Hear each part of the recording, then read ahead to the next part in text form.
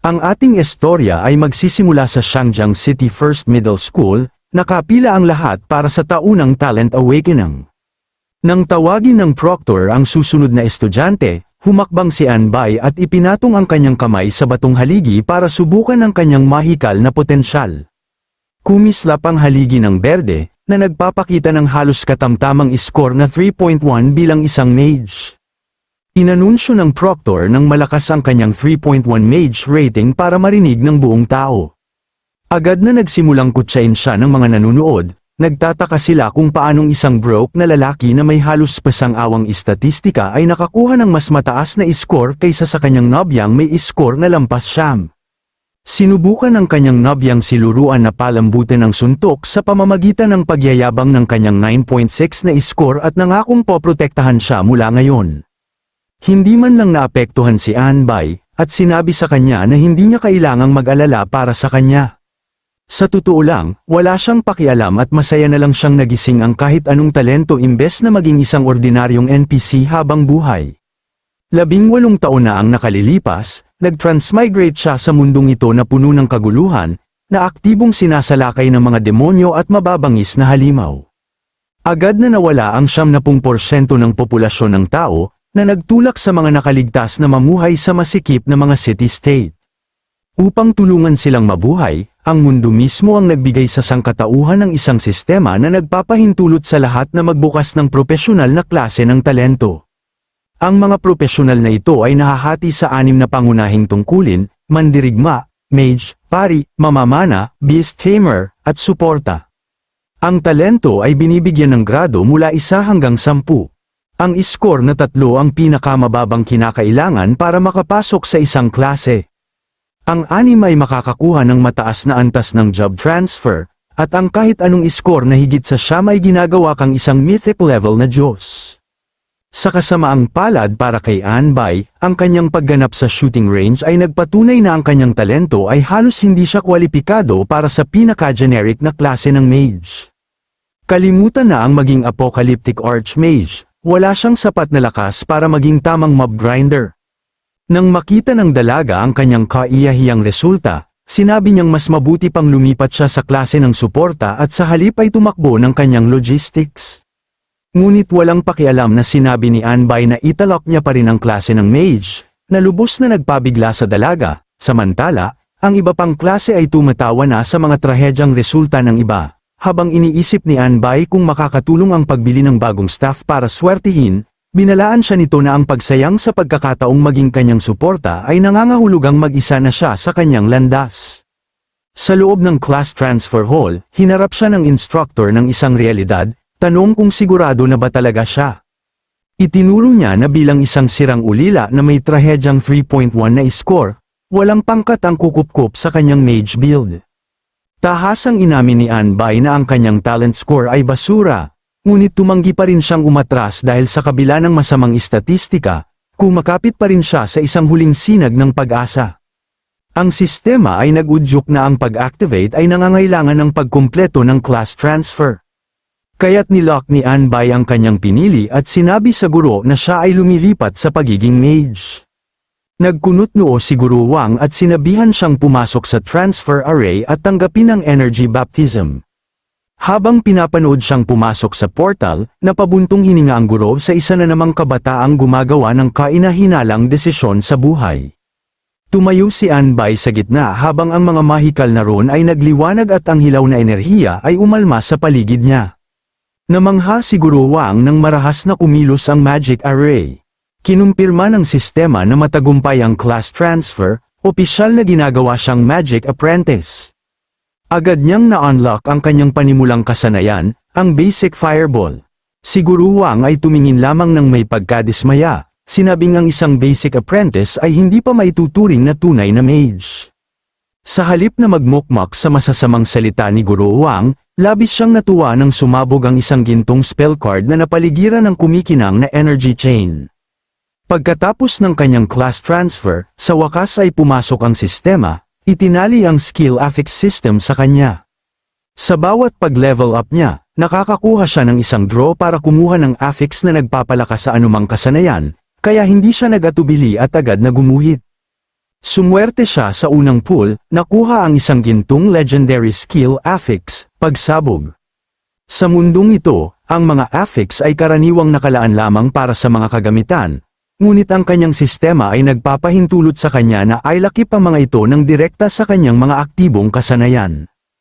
Ang rarity ng item ay mula sa basic common white hanggang sa legendary gold. Ibig sabihin, nakuha niya ang jackpot sa unang linggo na may affix na nagpapataas ng pinsala hanggang 100 beses. Dahil ang fireball ang kanyang tanging offensive spell, isinakto niya ang explosion affix ng direkta rito. Ang 100 fold damage multiplier ay baliw, at kailangan niya itong subukan agad. Kaya't dumiretso si Anbay sa likod ng bundok ng paaralan matapos magtanong. Mayroong palang novice trial ground na nakatago sa likod ng bundok.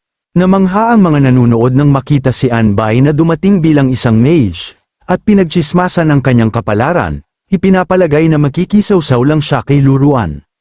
Balita sa mga tao na ang mga halimaw sa likod ng bundok ay pinulot lahat ng mga guro, kaya walang dapat na higit sa level 5 rito.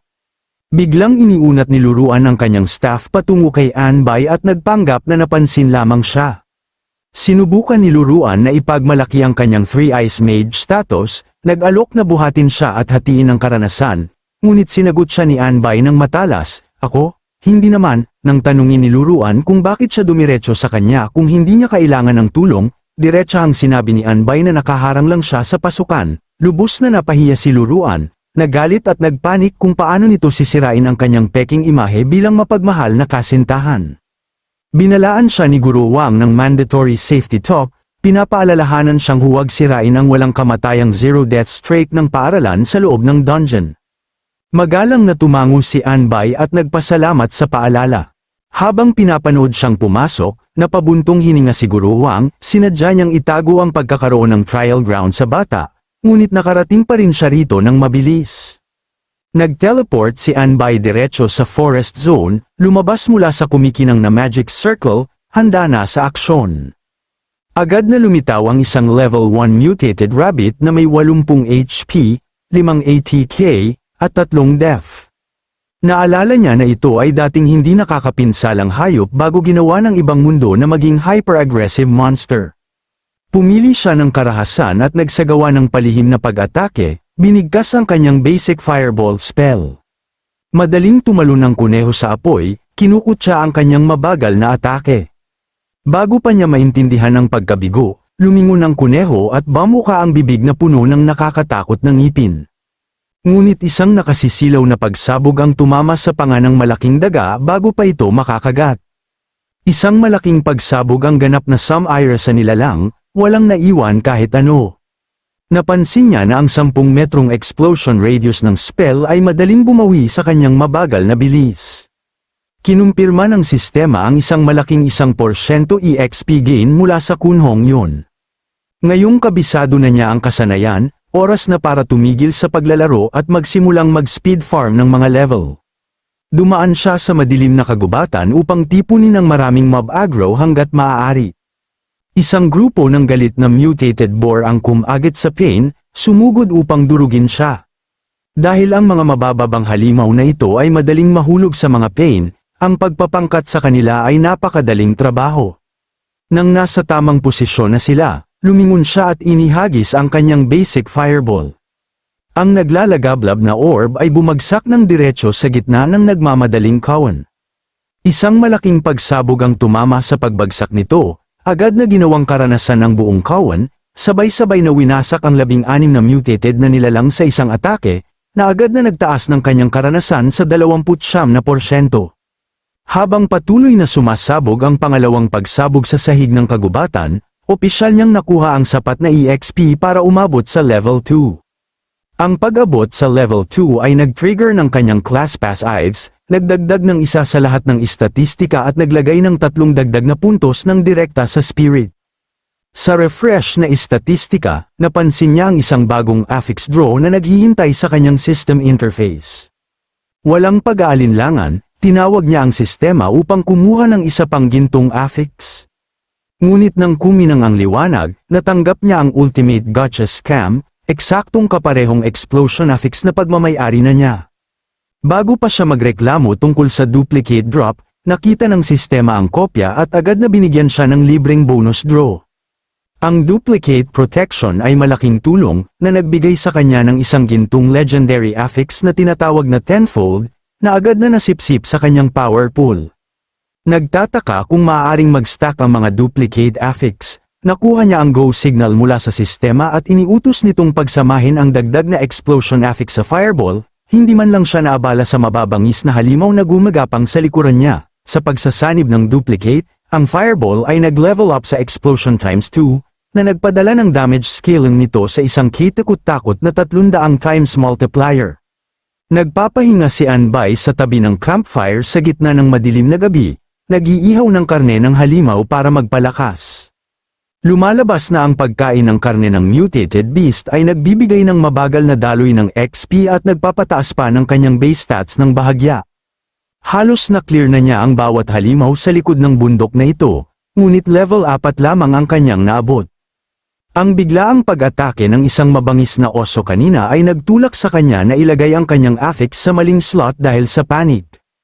Sa kabutihang palad, ang paglalapat ng 10-fold affix sa isang passive skill ay nagresulta sa pag-multiply ng kanyang core stats ng 10 beses, na nagbukas ng mga bagong posibilidad. Dagdag pa rito, ang no cooldown at instant cast affix na nakuha niya pagkatapos ng dalawang pag-level up ay lubusang nag-ayos sa mabagal na casting speed ng fireball. Upang maabot ang level 5, napagtanto niyang kailangan niya ng bagong grinding spot na may mas maraming spawn point.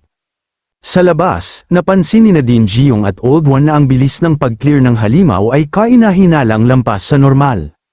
Ipinapalagay nilang nagtulungan ang mga top students, ngunit hindi yun pinaniwalaan ni Jiong.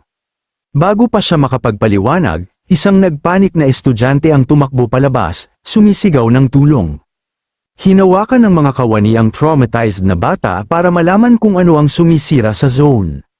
Napabulalas siya na isang malaking stampede ng mga halimaw ang biglang sumugod sa panlabas na bahagi, halos gawin siyang pancake. Nang makita kung gaano kalala ang sitwasyon, nagpanik ang mga kawani at sinabihan si Old One na palawakin agad ang portal para mailabas ang mga nakaligtas na bata. Samantala, nakatayo si Anbay sa gitna ng wala. Nagtataka kung bakit walang kahit isang kaluluwang makita sa paligid. Sa ibang lugar, ang mga traumatized na estudyante ay tumatakbo para sa kanilang buhay patungo sa lumalawak na portal, nagtataka kung bakit nawawala sa katinoan ang mga lokal na halimaw.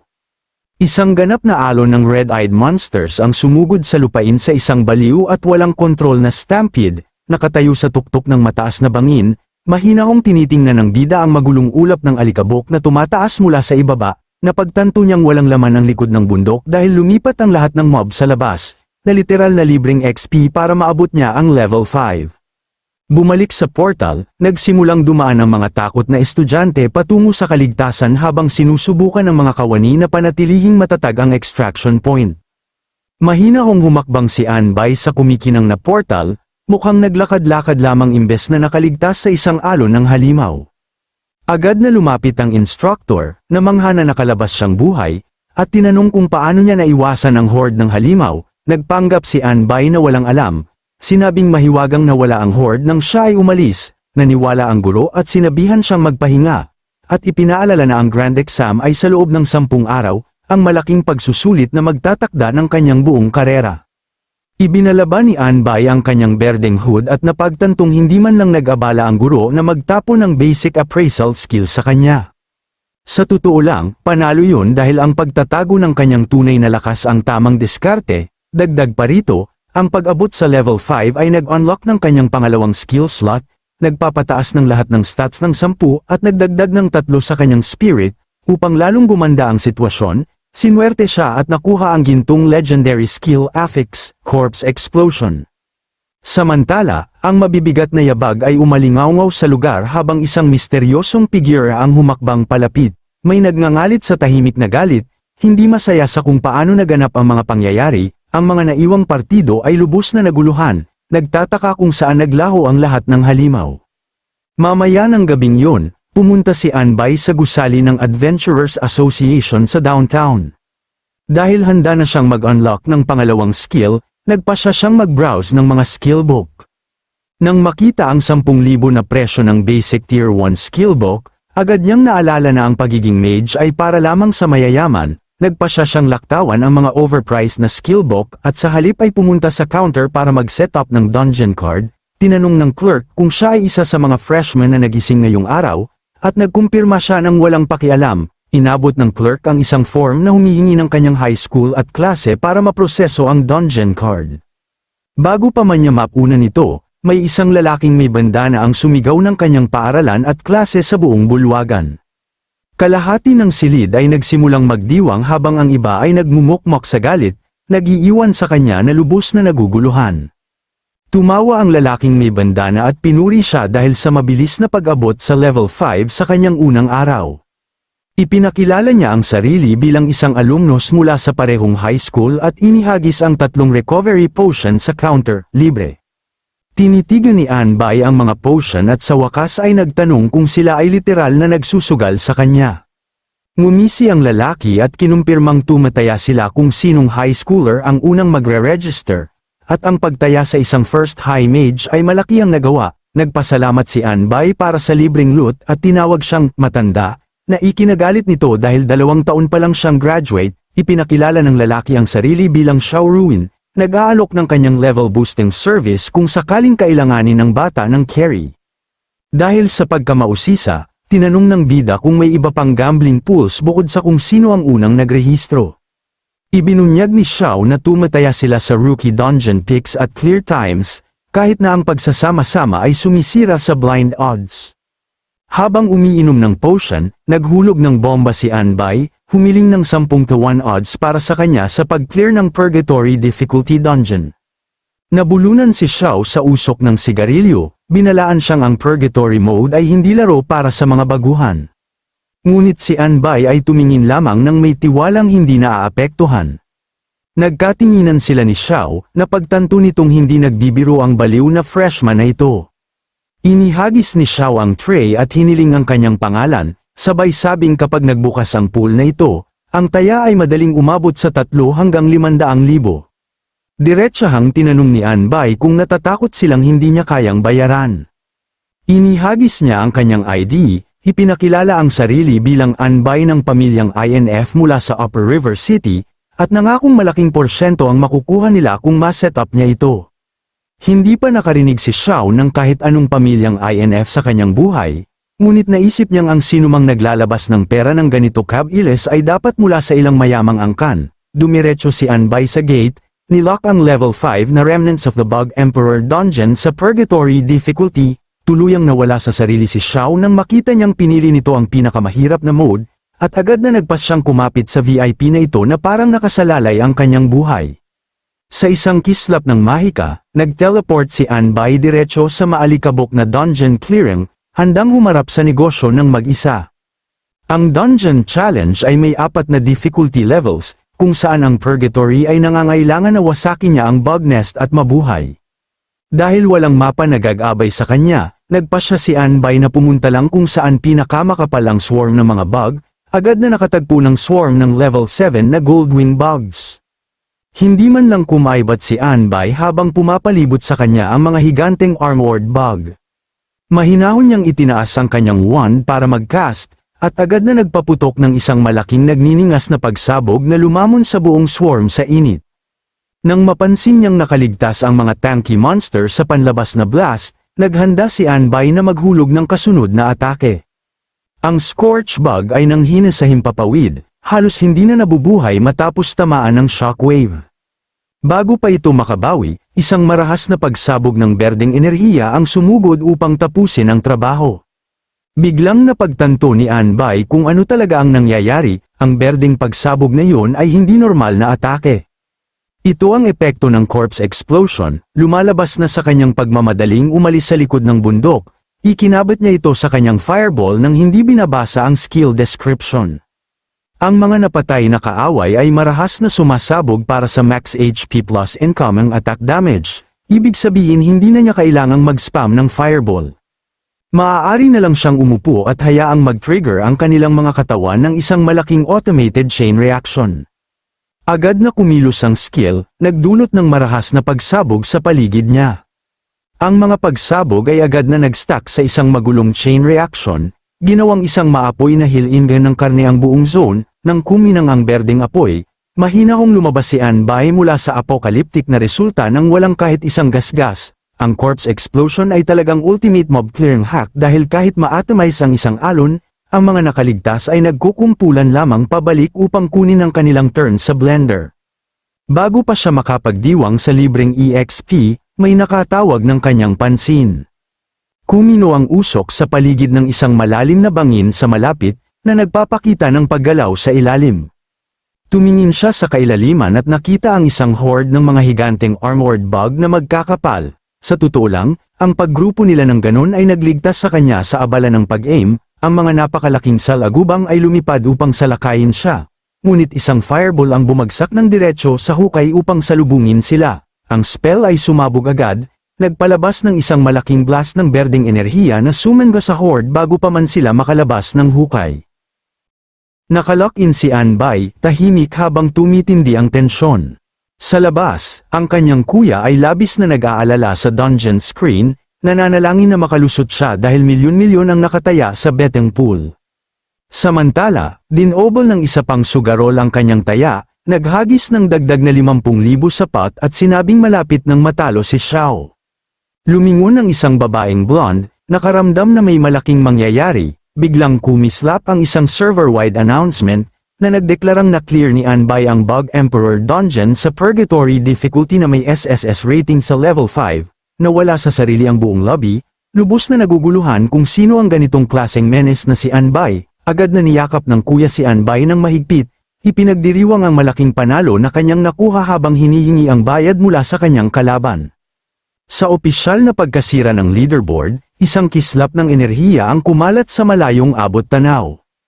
Ang pag-clear sa level 5 dungeon sa Purgatory difficulty ay nagbigay kay Anbay ng hindi kapani-paniwalang gantimpala, isang purple chest, isang gold chest, at isang direktang pagtalon sa level 7 na may plus 20 sa lahat ng attributes, 6 na dagdag na spirit, at 2 fresh affix draw opportunities. Nag-iipon siya ng napakalaking pakinabang, tinitigan ang kanyang kumikinang na loot, at nagtaka kung anong klaseng high-tier pools ang kanyang makukuha mula sa mga first clear rewards na ito. Binuksan ni Anbay ang kanyang dungeon chests, nagliwanag ang clearing dahil sa mataas na loot.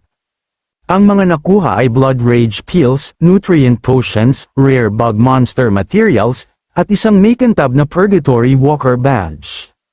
Tiningnan niya ang badge, at lumabas na ito ay isang growth type item na nagbibigay ng plus 10 sa lahat ng attributes. Ginagawa siyang ika-81 na tao na nakakuha nito mula noong Cataclysm, sabik sa instant stat boost, agad niya itong isinuot at naghanda para sa kanyang 2 gold legendary affix draws, nag-trigger siya ng system pool at matagumpay na nakakuha ng 2 absolute top tier gold legendary skill affix, flame at teleport. Samantala, ini-interrogate ni Director Lee ang mga top students, sinusubukang malaman kung sila ba ay lihim na nagtulungan o kung may nakapag-unlock ng nukang skill sa unang araw. Agad na itinanggi ng mga estudyante, inamin na ang kanilang farming speed ay hindi ganoon kabilis at ang lahat ng halimaw ay na-wipe out na bago pa man sila makarating sa likod ng bundok. Bago pa maproseso ni Director Lee iyon, isang assistant ang tumakbo ng nagpanik na may masamang balita. Pinaalis ni Jiyong ang mga estudyante at pinabalik sila sa pag-grind ng mga halimaw. Nang tanungin ng director kung bakit siya nagpanik, naghulog ng bomba si Old Wong, may isa pang paaralan na nagbunga ng isang total freak na nag-wipe out ng Bug Emperor Remnant sa level 5 lamang, hirap na tinanggap ni Jiyong ang balita, nag-vent tungkol sa kung paano siya halos hindi nakatalo sa Nightmare difficulty sa level 9 noon, nanumpa ang assistant na totoo ito, at ibinagsak ang bomba na na-clear ni Anbay ang Purgatory difficulty sa loob ng wala pang 1 oras. Samantala, nag-speedrun na si Anbay ng isang bagong dungeon, walang pakialam na pinapatay ang elite knights at archers. Tumanggi siyang sayangin ang kanyang 3 libreng daily runs, at napansin niyang ang mga elite mob na ito ay quality over quantity kumpara sa Bug Emperor dungeon. Walang nasayang na oras, lumusat pa siya sa catacombs para mapakinabangan ang kanyang daily grind. Isang elite black iron archer ang tumutok sa kanya mula sa itaas, nagpaputok ng mga matatalim na projectiles. Walang kahirap-hirap na umiwas si Anbay sa mga incoming slashes, madaling nakatakas sa nakamamatay na wind blades. Gayunpaman, halos matamaan ng isang palaso ang gilid ng kanyang cloak, napunit ang tela. Hindi yun pinalampas ni Anbay, mabilis niyang nilapitan ng archer at winasak ito. Opisyal na na-wipe out ang level 6 elite, uminom siya ng health potion para ayusin ang kanyang HP, at mental na itinala na ang pagbili ng proper defensive skillbook ay diretso sa tuktok ng kanyang shopping list paglabas niya. Nang maklear ang silid na yun, naglakad siya ng mas malalim sa kakaibang catacombs na puno ng paniki patungo sa napakalaking pinto sa unahan. Patuloy siyang sumulong sa umaalingaw-ngaw na koridor, hindi naaapektuhan ng mga paniki na lumilipad sa paligid. Sa wakas, pumasok siya sa isang napakalaking silid kung saan may napakalaking martilyo na nakasabit sa kisame, hudyat na ang tunay na laban ay nasa paligid lamang. Tumapak siya ng matatag sa silid, handa sa kung anuman ang susunod. Pumasok si Anbay sa silid nang mismo namang bumaba ang isang napakalaking warhammer na may dinurog na metal na enerhiya. Ang mabigat na bagsak ay nagpadala ng shockwave na umugang sa entrance hall nang siya ay dumating. Naramdaman ang hindi kapani-pani walang pressure sa hangin, na pagtanto ni Anbay na siya ay nakalock sa isang full-on boss room. Isang higanteng kamay na may gauntlet ang mahigpit na humawak sa napakalaking baras ng sandata. Ang level 7 na Black Iron Giant King ay tuluyang nagising, umungal sa galit sa kung sino man ang nang-ahas na sirain ang kanyang tulog. Nang hindi siya binigyan ng sandali para makahinga, inihagis ng boss ang isang napakalaking full-screen cliff ng diretso sa kanya. Mabilis na napagtanto ni Anbay na ang masikip na silid at ang sobrang layo ng attack range ng boss ay nangangahulugang hindi option ang walang katapusang pag-iwas, dahil ang depensa ay patay na dulo. Dumiretso siya sa loob upang tapusin ang laban sa isang malinis na suntok. Isang mabigat na pagsabog ang tumama ng diretso sa katawan ng armored giant. Hindi naapektuhan ng blast, ang mabigat na brute ay umungal sa galit, nagalit na isang maliit na bug ang talagang nakasakit sa kanya. Nang makita niyang nabigo ang kanyang spell na tumagos sa hindi kapani-pani walang depensa ng tank, nagpa siya si Anbay na maging matalino at ay kahit ang mabagal na higanti mula sa malayo. Ngunit ang planong iyon ay mabilis na nabigo ng gamitin ng higanti ang delayed explosion sa likuran niya bilang literal na rocket booster, na nag-iwan kay Anbay sa lubos na takot. Sa isang iglap, nilapitan siya ng halimaw at ibinalibag ang kanyang napakalaking sandata ng diretso sa lupa. Isang marahas na sunod-sunod na pagsabog ang sumunod sa bagsak, lubusang winasak ang buong lugar. Mabigat na usok at durog na bato ang bumagsak sa wasak na battleground, halos nakatakas sa tamang oras, huminga si Anbay sa likod ng takip, na pagtantong literal na ginamit ng boss ang kanyang sariling delayed spell mechanics laban sa kanya. Sa isang biglaang liwanag sa kanyang isipan, naisip ni Anbay ang gimmick ng boss. Oras na para magluto, inutusan ni Anbay ang sistema na ilagay ang flame affix sa kanyang basic class at ikabit ang teleport ng diretso sa kanyang fireball. Isang teleporting fireball ang lumabas mula sa wala, sumabog sa gitna ng isang swarm ng mga paniki. Nag-set off siya ng chain of strategic explosions, na itinutulak ang flight path ng mga paniki ng eksakto sa kung saan niya kailangan ang mga ito. Sa sandaling pumila ang swarm ng diretso sa itaas ng heavy armored boss, tinawag ni Anbay ang tamang oras, isang napakalaking mid-air detonation ang sumabog, nagpadala ng ulan ng mga patay na paniki na bumagsak ng diretso sa boss. Sa pag-ipon ng mga katawan ng eksakto sa target, inihanda ni Anbay ang kanyang sumunod na galaw, corpse explosion. Inilipat niya ang enerhiya sa isang hyper-concentrated burst upang sabay-sabay na sumabog ang buong tumpok ng mga bangkay. Ang kanyang mahusay na paggamit ng skill ay nagbunga, nag-level up ang kanyang basic fireball proficiency at nagbigay sa kanya ng libreng 10-point base damage boost.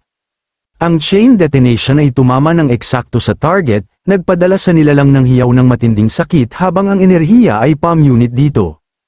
Ang higanti ay umungal sa purong Crap-A-Ton, sumisigaw tungkol sa kaluwalhatian ng kanyang lahi habang sinusubukang gumawa ng isang huling desperadong atake. Hindi naaapektuhan, basta na lang naghulog si Anbay ng isang malamig na next summon, isang napakalaking pillar ng liwanag ang bumagsak ng diretso sa kanyang ulo. Dahil ang kanyang teleport affix ay nagpapahintulot sa kanya na lampasan ang attack range ng malaking nilalang, hindi na niya kailangang maglaro ng patas. Ang blast ay bumagsak ng walang awa, lubusang pinatag ang anumang natira sa kanyang kalaban. Winasak ni Anbay ang level 71 na Black Iron Giant King sa Purgatory Mode, nakakuha ng bundok ng EXP, isang purple chest, at isang secret purple grade shield. Ang napakalaking XP drop ay agad siyang nag-level up sa level 8, nag-ipon ng kanyang stats at nagbigay sa kanya ng isa pang libreng affix pool. Binuksan niya ang purple chest at nakakuha ng mga upgrade materials at isang hyper-rare mount pet contract. Ang ibig sabihin ng mount ay hindi na kailangang maglakad kahit saan, dagdag pa ang bonus firepower sa labanan. Sa patuloy na swerte, ginamit niya ang affix gacha at nakuha ang legendary gold na tenfold muli. Dahil ito ay dupe, binigyan siya ng sistema ng libreng redraw na nagbigay ng Crimson Lotus. Napagtanto niyang ang Crimson Lotus ay nag-upgrade ng flame quality, kaya muli niyang isinakto ang tenfold sa kanyang class passive at ipinatong ang Crimson Lotus sa Fireball. Sa ngayon, ang kanyang Fireball ay nagdudulot ng unstoppable true burn damage. Tinapos ni Anbay ang kanyang araw, nagplanong ibenta ang kanyang mga basura at kumuha ng special ring bukas. Ibinalibag niya ang kanyang napakabigat na bag sa lupa nang may malakas na thud. Lubos na napagod si Anbay matapos i-clear ang bawat level 5 dungeon, alam niyang hindi mag-unlock ang mga susunod hanggang sa maabot niya ang level 10.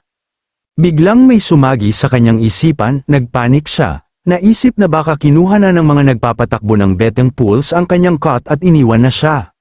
Bago pa siya tuluyang mag-alala, may isang tinig na tumawag sa kanya, binati siya bilang, "Kuya." Nang humakbang siya sa paningin, si Old Xiao pala yun, na mariing nagbigay ng respeto dahil ang pag-speedrun ng 5 dungeon sa isang gabi at ang pagsira sa bawat record ay ginagawa siyang isang ganap na alamat.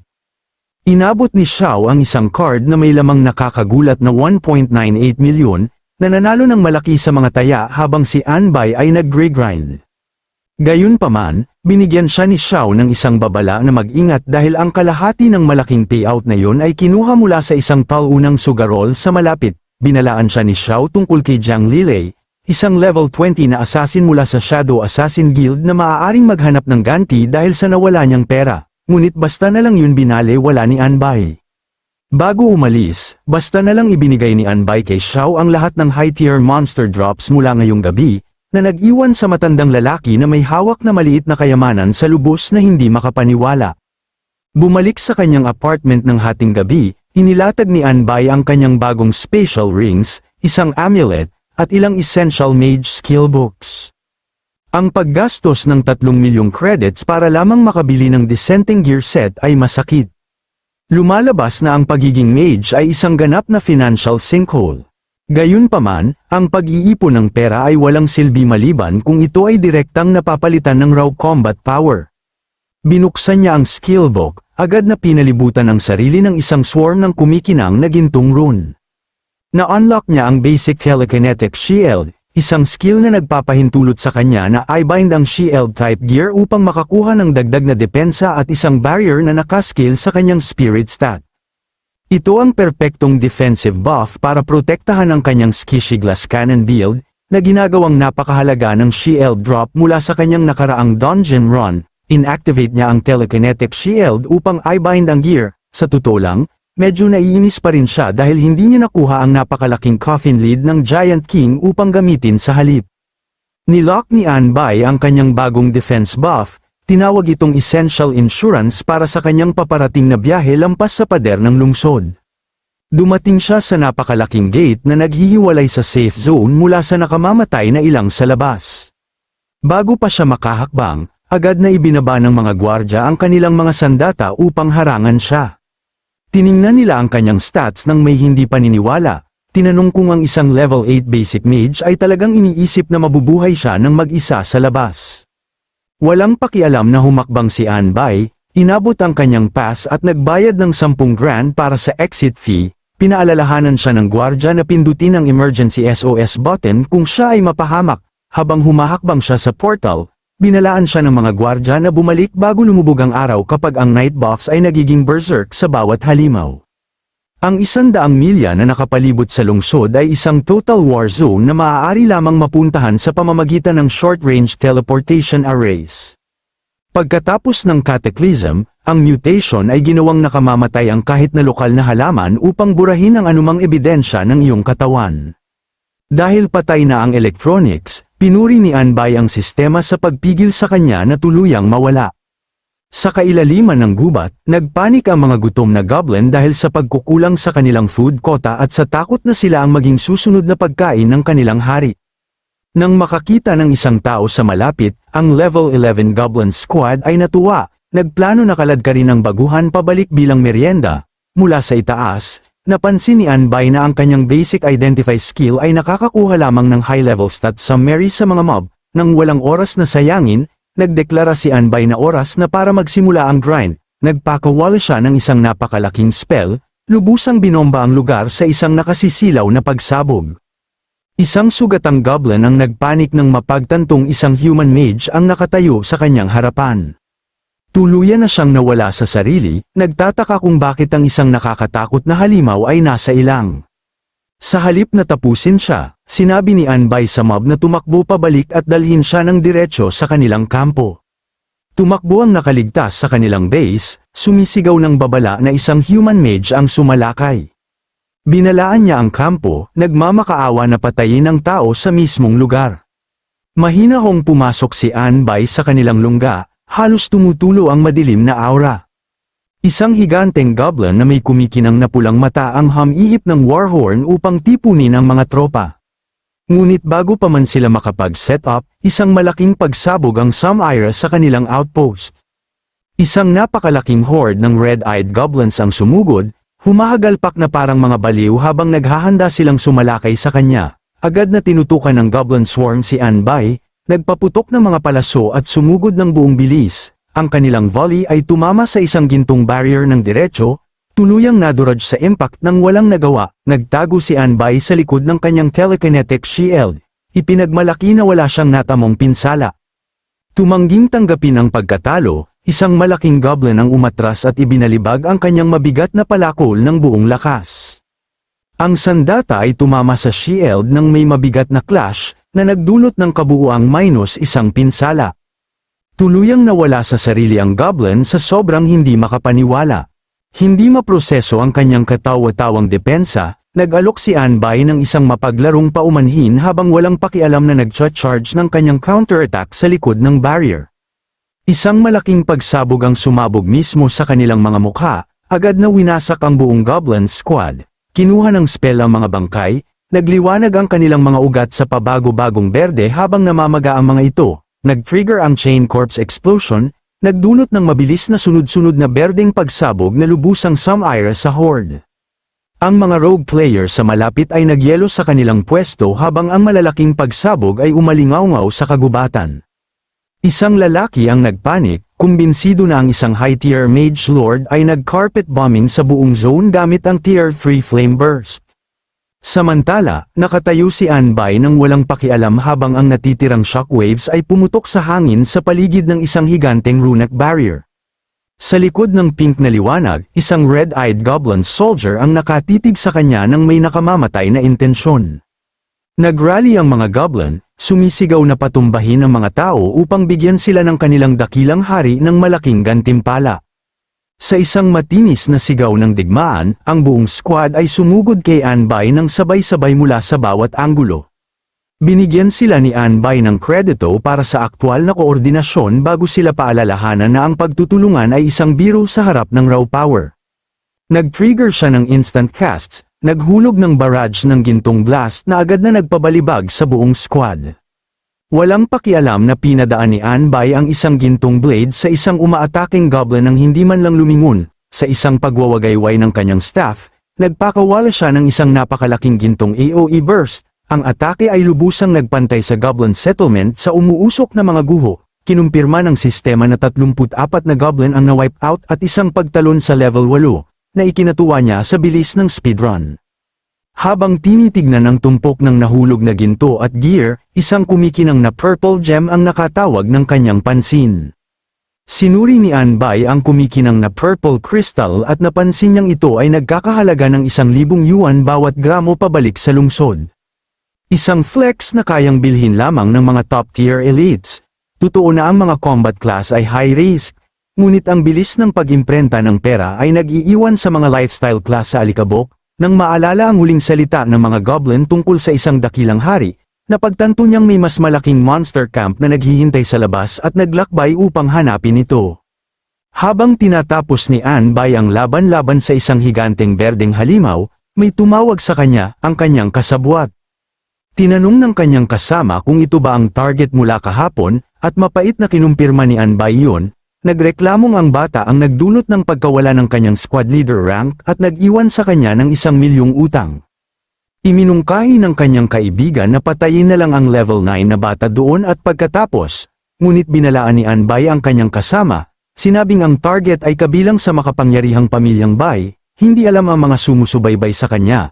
Nagdiwang si Anbay nang tuluyang maabot ang level 10, nag-ipon ng mga bagong class passives at stat boosts bago nagpas siyang maghanap ng ligtas na lugar para sa gabi.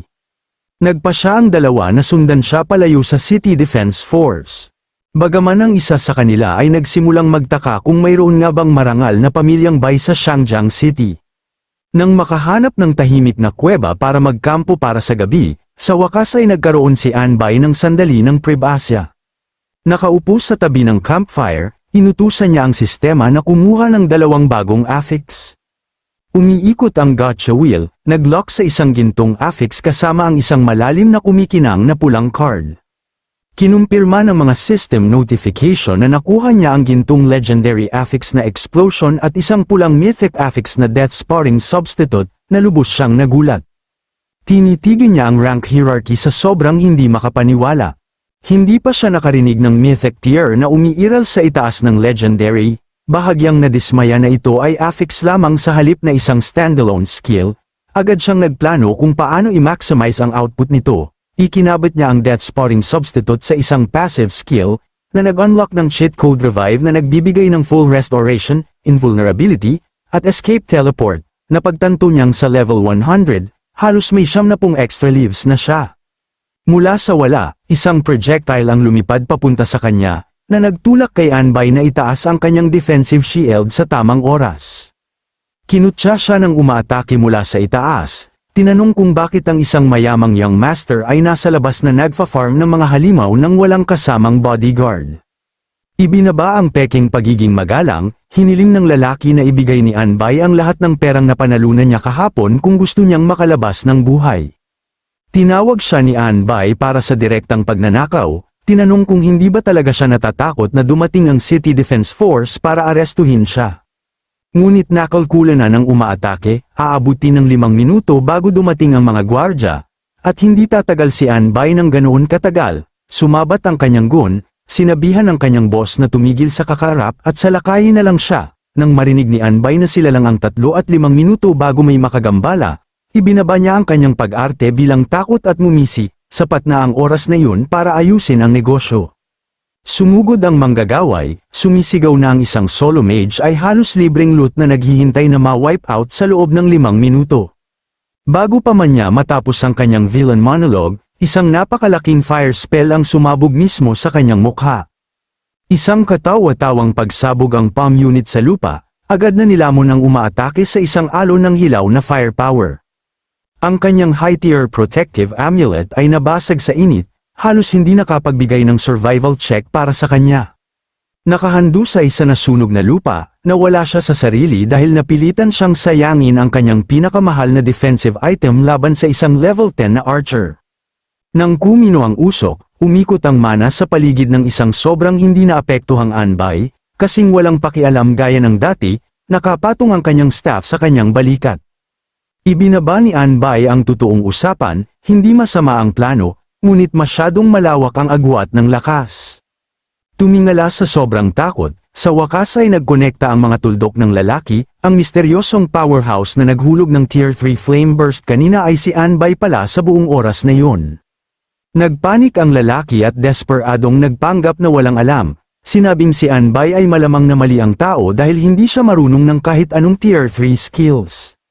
Ngunit hindi siya iniligtas ng kanyang murang dahilan, agad siyang nilamon ng isang napakalaking alon ng apoy, sumisigaw sa matinding sakit habang siya ay niluluto ng buhay, kumino ang usok, walang naiwan kundi basag na lupa at kumikinang na purple sparks. Walang pakialam na napansin ni Anbay na ang chain corpse explosion ay talagang ultimate crime scene cleanup tool para burahin ang lahat ng ebidensya. Nagsimula na siyang maglakad palayo, lubos na walang kamalayan sa nagbabantang anino na gumagapang sa kanyang likuran. Biglang may nakamamatay na shadowy blade ang sumabog mula sa sahig sa isang sorpresang shadow assassination attack. Ang blade ay tumusok ng diretso sa dibdib ni Anbay, lubos siyang nagulat. Habang nakatayo siyang nagyelo sa pagkabigla, isang nakabalat kayong figura ang nagmaterialize sa kanyang likuran na may malisyosong tawa. Nagmayabang ang rogue na ang lalaking sinunog ni Anbay ay isang shadow clone lamang.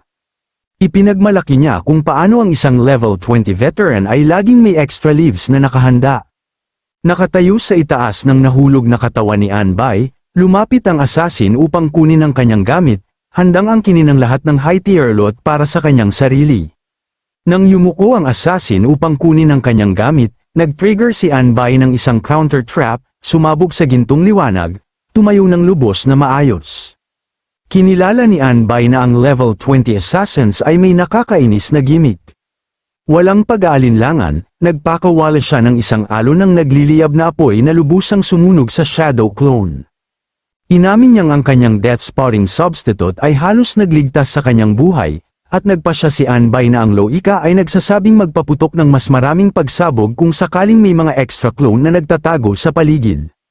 Ang sobrang lakas na overkill ay lubusang sumire sa cave system, walang natira para mabuhay. Nang ang spatial ring ng lalaki ay pumutok sa ganap na pira-piraso at ang loot ay nagkalat sa lahat ng dako, kinumpirma ni Anbay na ang assassin ay tuluyang naluto ng tuluyan. Nang walisin ang mga nakakalat na drop items, pinaalalahanan niya ang sarili na sa mundong ito, ang ibang mga manlalaro at ang kanilang mga katawa-tawang skill sets ang palaging tunay na banta. Napagtanto ni Anbay na ang kanyang telekinetic shield ay hindi kayang protektahan ng lahat, na ginagawang ang kanyang death spotting substitute skill ang tunay niyang clutch card, ibig sabihin kailangan niyang mag-grind ng levels ng mabilis hanggat maaari. Biglang, isang misteryosong purple light ang nagsimulang kumikislap mula sa basag na lupa kung saan naganap ang pagsabog. Agad niyang tinamaan ang kumikinang na anomalya ng basic identify upang suriin kung ano ang kanyang naungkat. Lumalabas na ito ay isang one-time secret realm na tinatawag na Demon King's Burial Ground. Limitado sa level 20 at mahigpit na nangangailangan ng 4 na manlalaro. Hindi niya inaasahan na ang kanyang overkill spell ay literal na mag-unok ng isang buong secret realm sa pag-iral, bumaba siya sa magic formation upang direktang siyasatin ito. Dahil 4 na tao ang kailangan upang makapasok, agad niyang inalis ang mga random na kaklase sa kanyang opsyon. Ang pagtitiwala sa mga random ay parang nag-aanyaya ng grief para sa loot, kaya nagpadala siya ng mensahe ng diretso kay Old Xiao upang magsama ng isang party bago pa may ibang makahalata. Dumating si Anbay sa entrance ng dungeon, tumawag upang hanapin siya sa mabatong lupain. Walang pakialam na binati siya nito, sinabing sa wakas ay dumating na siya. Ipinaliwanag ni Anbay na naabala siya ng ilang problema sa daan at isinama niya ang kanyang kapatid at ang kanyang kaklase upang tingnan ang secret realm. Si Xiao Jing ay isang level 5 tier 3 defense class, habang ang kanyang kaklase na si Cheng ay isang level 4 tier 3 combat class. Nanatiling kalmado si Anbay, tinanggap ang mga bagong dating at sinabihan silang tawagin na lang siyang Anbay. Inakay ni Anbay ang squad sa pasukan ng kuweba. Ipinahayag na opisyal na silang nakarating sa Secret Realm. Ibinigay niya ang detalye, ito ay isang multiplayer realm, kaya kailangan lang nilang sumunod sa kanya at makakuha ng libreng 10% loot cut nang walang ginagawa. Tinanong ng kanyang kaklase kung si Anbay ba ang nagpapabuhat, ngunit inamin ng kanyang kapatid na sila ay literal na NPC filler lamang upang matugunan ang party size requirement. Bago humakbang, iwinagayway ng mandirigma ang kanyang experience share. Ipinaliwanag na nakarating na siya sa level 20 cap, kaya walang silbi ang dagdag na EXP.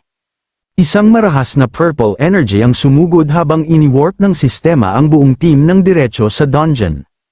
Nag-spawn sila sa isang desolate, eerie wasteland na pinangungunahan ng isang higanteng kumikinang na buwan na nakalutang sa itaas.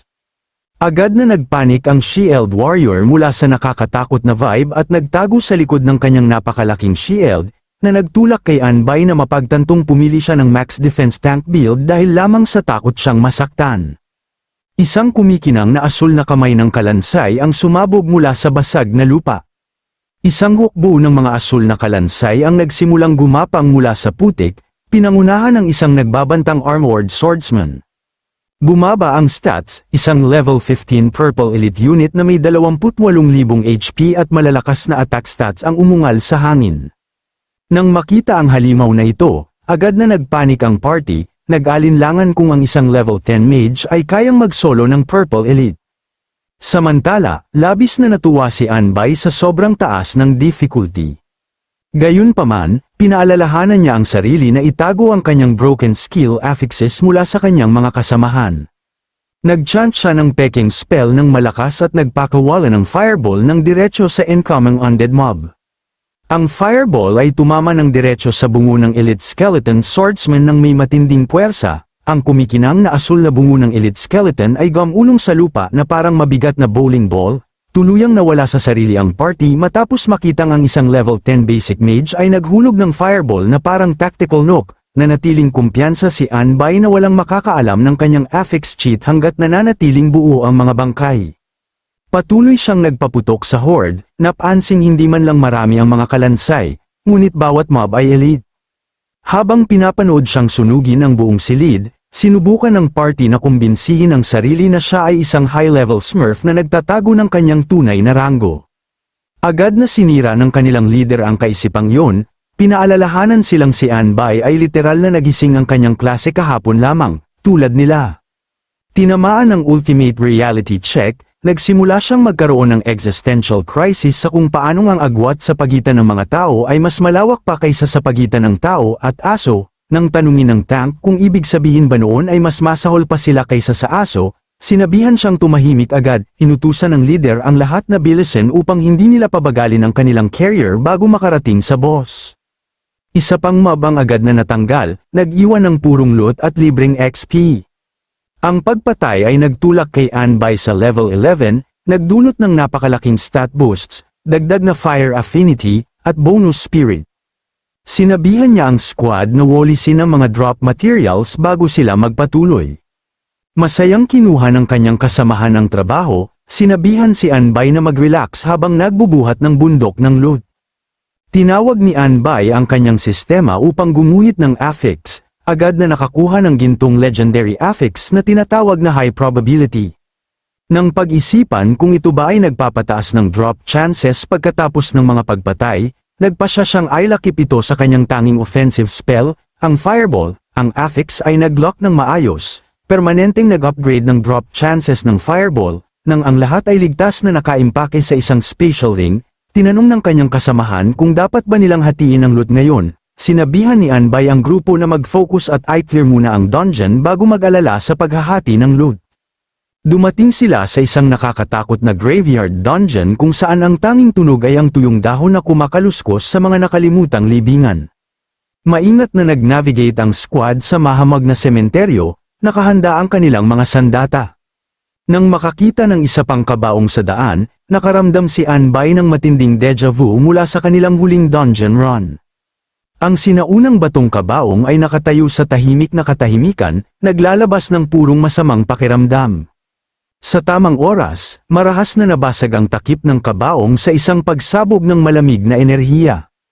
Ang biglaang blast ay lubos na nagulat sa kanyang armored teammate, naiwan siyang sumisigaw habang ang mga debris ay lumilipad ng diretso sa kanya. Lumitaw ang Cursed Demon King, isang purple rank boss na may napakalaking 100,000 HP. Maaaring wala itong base attack at defense, ngunit ang kanyang curse at summoning capabilities ay ganap na broken. Nang makilala ang high-level nightmare sa harapan nila, agad na nagpanik ang isa sa mga hunter. Ang higanteng bungo ay nagbuga ng makapal na ulap ng spectral cyan mist na lumamon sa buong battleground. Sa pagbaba ng visibility sa absolute zero, may sumigaw ng babala na manatili sa pwesto. Lubos na nagulat si Anbay, naiwang tulala habang ang sitwasyon ay agad na lumala. Isang horde ng sumisigaw na skull wraiths na nilamon ng cyan fire ang bumaha sa battlefield, sumalakay sa lahat ng makita. Pumasok ang mahika ng Cursed Demon King, nagsummon ng kumikinang na spectral skulls. Habang naglalak ang sinaunang spell sa kanila, isang matinding mental screech ang umalingawngaw sa kanilang mga ulo, nagbigay sa buong squad ng instant migraine. Isang napakalaking phantom chain ang bomb-ara ng diretso sa kanila, na nagtulak kay Anbay na agad na itaas ang kanyang object control shield. Ngunit ang physical shields ay walang epekto sa soul curse. Dumaan ang chain na parang wala ito, ang Dark Links ay pumasok ng diretso sa kanilang mga katawan, itinali ang curse sa kaluluwa ng bawat isa. Nang mapagtantong sila ay natagpuan ng isang masamang bagay, may sumigaw ng balisa para suriin ng lahat ang kanilang status windows.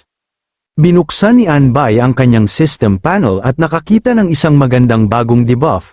Kung ang kanilang mga atake ay tumama sa isang clone, babalik sa kanila ang lahat ng pinsalang iyon ng diretso sa mukha. Nang inig si Cheng sa takot, napagtantong ang pagtama sa clone ay nangangahulugang babalik sa kanila ang lahat ng pinsala. Humakbang ang veterano ng team na may mabigat na babala, ibinunyag na minsan ay hinarap niya ang eksaktong tabo curse na ito laban sa Lich, at ang kamangmangan ay malaki ang naging halaga sa kanila. Naalala niya kung paano ang isa sa kanyang dating kasamahan ay na-lockdown ng life curse chain ng Lich. Noon, inakala nilang ang pagpapanatiling alerto ng kanilang pari upang palaging punuan ang kanilang HP ay sapat na upang mabuhay sila. Ngunit kahit na napatay nila ang Lich upang sirain ang pinagmulan ng spell, ang HP ng kasamahang iyon ay tuluyang naubos pa rin ng walang pagkakataong mabuhay muli. Tuluyang nawala ang kalmado ni Gao Jing matapos marinig ang mabigat na kwentong yun. Sinabihan ni Anbay ang lahat na mag-relax, itinuro na siyam sa mga Demon King ay peke lamang, kaya kung matukoy nila ang tunay, sila ang mananalo. Inamin ng veterano na may punto si Anbay ngunit itinaas ang malinaw na tanong, paano nila malalaman ang tunay? Naalala ni Anbay na mayroon siyang death immunity substitute, kaya hindi siya talaga mamamatay dito, dahil isinama niya ang squad, kailangan niyang tiyaking makakalabas silang lahat ng buhay. Biglang sumugod ang cursed blue flames sa madilim na lumulutang na mga bungo. Isang napakalaking spectral face ang umungal habang ang kumikinang na sinaunang rune ay nag-alab sa paligid nito. Nang makita ang cast animation, sumigaw si Cheng para maghanda ang lahat sa impact. Nanginginig ang lupa habang ang matinding tremors ay yumanig sa buong lugar. Ang mga skeletal horrors ay nagsimulang umakyat mula sa ilalim ng lupa. Isang buong undead legion ang bumangon, lubusang pinalibutan ang party. Agad na nagpanik si Cheng, tinanong si Jiong kung dapat ba silang umalis ngayon. Sinagot siya ni Jiong ng lubos na katahimikan, walang anumang katiyakan. Lumingon siya kay Anbay at nagmakaawa na umalis. Ngunit walang pakialam na sinabihan siya nito na mag-relax, panangako ang mga kalansay na ito ay hindi man lang banta. Maingat niyang pinamahalaan ang kanyang fire magic upang i-clear ito. Isang tumpak na blast ang tumama sa isang skeleton warrior ng diretso, agad itong sumunga. Isang system alert ang lumabas, kinumpirma ang full elite EXP, na ikinatuwa ni Anbay nang mapagtantong ang mga summoned adds na ito ay nagbibigay ng normal na level up experience.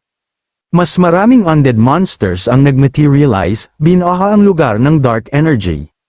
Sa halip na tumakbo, tumawa si Anbay na parang baliw at tinawag silang lahat, mas malaki ang alon, mas malaki ang kita.